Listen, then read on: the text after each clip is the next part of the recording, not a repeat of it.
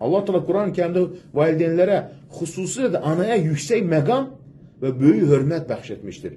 Onlara qarşı itayət, ehtiram, mərhəmət göstərməyi vacib buyurmuşdur. Baxın, doğrudan da Allah valideynlərə elə bir dərəcə vermişdir ki, onu sözlərlə ifadə etmək çətindir. Çünki valideynlər, xüsusən ana, insanın həyatında sevginin, şəfqətin və mərhəmətin qaynağıdır. Elə bir duyğudur ki, ən gözəl sözlər belə onu tam təsvir edə bilməz. Ana, sonsuz sevginin, qayğının və fədakarlığın mənbəyidir. O, uşağını mənəviyyat yoluna yönəldən bir bələdçidir. Qəlbə sakitlik, ruha arxayınlıq gətirən şəfqət mənbəyidir. O, bizi bağrına basaraq qorxuya qarşı güvən, ağrıya qarşı şəfqət, qaranlığa qarşı nur bəxş edir. Onun qəlbi insanın ilk sığınacağı, ilk duasıdır.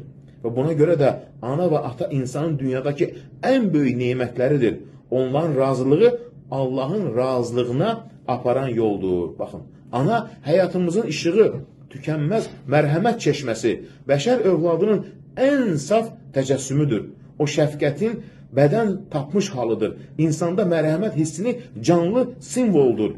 Ana bizi Allaha məhəbbətə, həqiqi xoşbəxtliyin imanla əldə olunduğunu dərk etməyə yönəldən bir bələdçidir. O ailənin sükunət və əminamanlığın dirəyidir. Onun varlığı evə nur, qəlbə arxayınlıq, həyata mənəvi sabitlik gətirir. Ana haqqında deyiləcək sözlərə sətirlər, səhifələr kifayət etməz. Çünki o paklığın və fədakarlığın ən kamil nümunəsidir. Onun varlığı bir sözlə ifadə etmək istəsək, o söz yalnız bu ola bilər. Ana saf məhəbbətin və sonsuz səxavətin adıdır. Allah bütün anaları qorusun və dünyasını dəyişən anaların məkanını cənnət eyləsin.